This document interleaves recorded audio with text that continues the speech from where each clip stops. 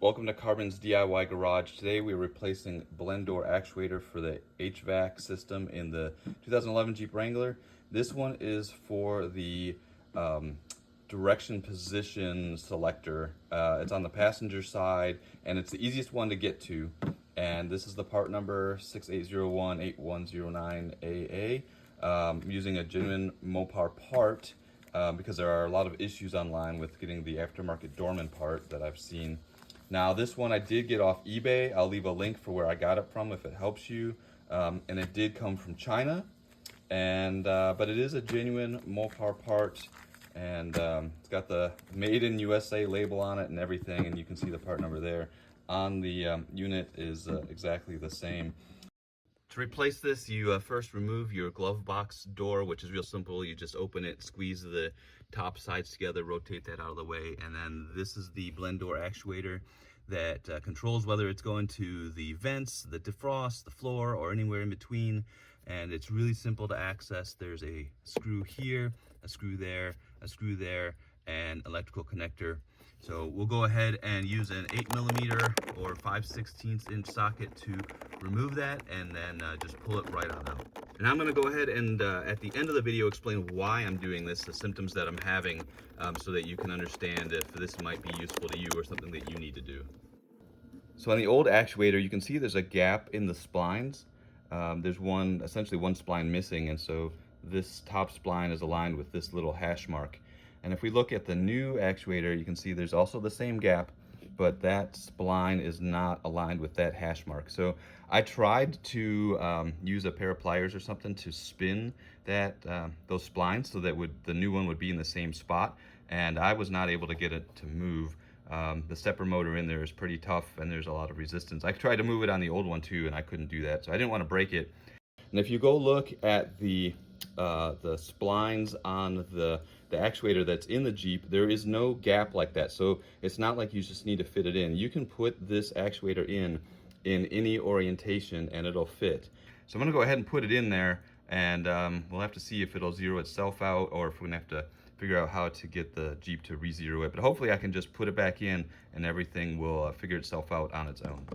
And putting the new part in is as simple as pulling the old one out. Just gently push that ducting out of the way, line up the holes for the screws, and push it into the big center disc there.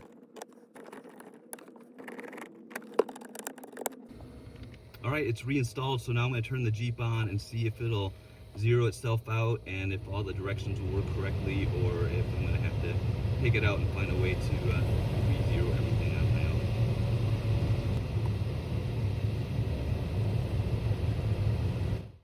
Well, pretty much as I expected, just throwing the actuator in there, not getting it exactly in the right same orientation as the one that I pulled out. The vents and everything didn't line up with the knob, and some sort of recentering needs to happen.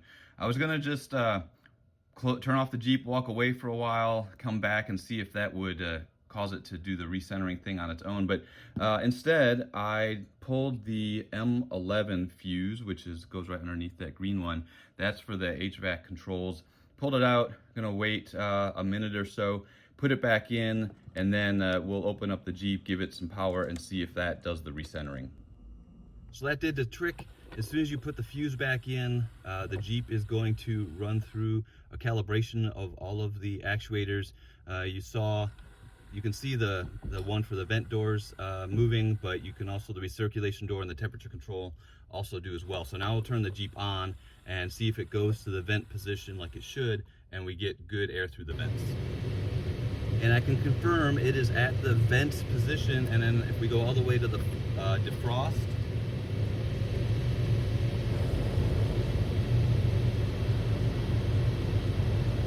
all the way to defrost, and then back to the floor.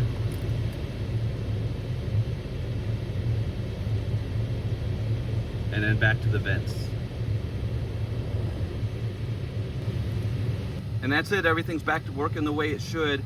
Hopefully the video is helpful on how to replace this actuator. It is by far the simplest of the three to get access to and to replace, and I recommend getting a Mopar part versus an aftermarket part. Thanks for watching, and now I'll explain why I did this in the first place. It's not the typical thing where the gears inside are making noise because a gear tooth breaks off. This one's more electronic.